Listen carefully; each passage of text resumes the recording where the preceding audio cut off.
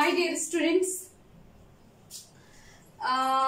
we are studying your chapter, that is interdependence of living beings. That is living beings, that is plants and animals. Okay. So today in living beings, I am going to include a very interesting organism, that is microorganisms. Okay. So what is microorganisms? Microorganisms are very small organism which is present in our environment, and these microorganisms we cannot see with our naked eyes. Okay. Microorganism, you know very well. Micro, if you will study in mathematics, the micro is 10 raised to the power minus 6 meter, right? You can imagine the microorganism is how micro in structure, right?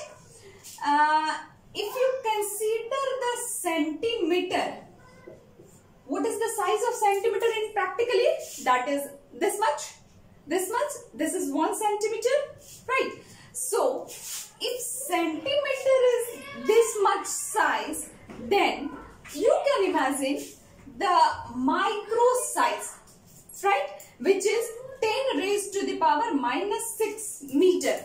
So that's why we are saying that microorganism is the organism which we cannot see with our naked eye.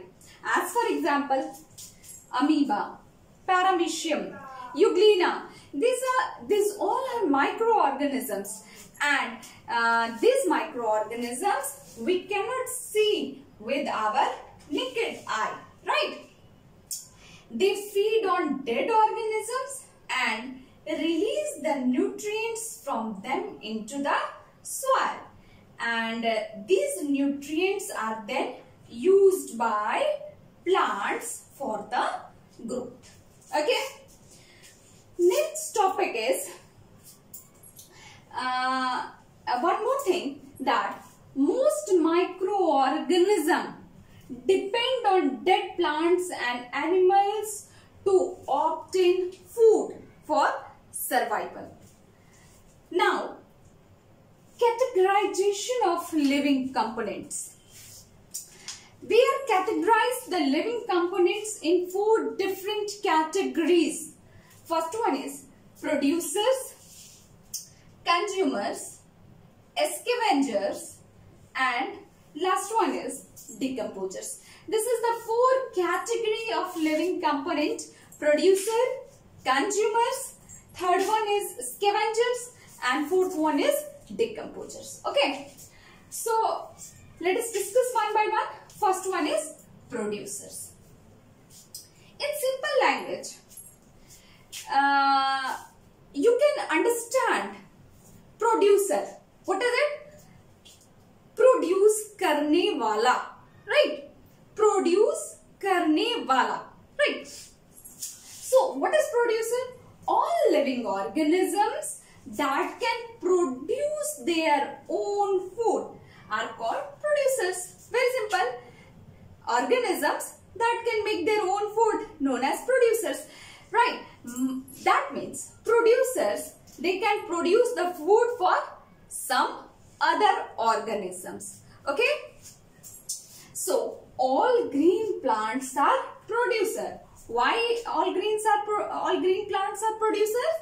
Because they can prepare food for the by the process of photosynthesis. In last class, I have discussed about photosynthesis.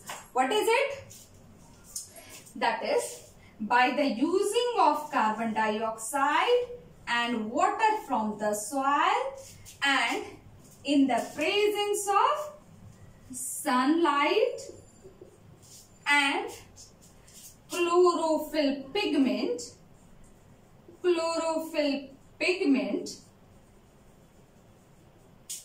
it can make their own food. What is it? That is in the form of glucose and liberate oxygen. Okay? And this oxygen, we animals are taking in this oxygen. Okay? So, what is the producers? In photosynthesis, plant take carbon dioxide from the air and water from the soil and convert them into food in the presence of sunlight and green pigment called chlorophyll. And this food is used by plants for their growth and survival. Plants are then eaten by animal. Therefore, producers are the main source of food and energy to other living organisms. Okay? Hope you understand what about producers, right?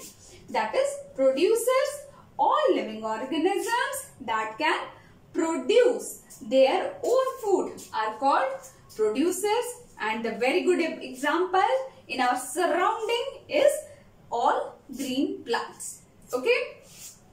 In next class, I'll discuss consumer, scavengers as well as decomposers also.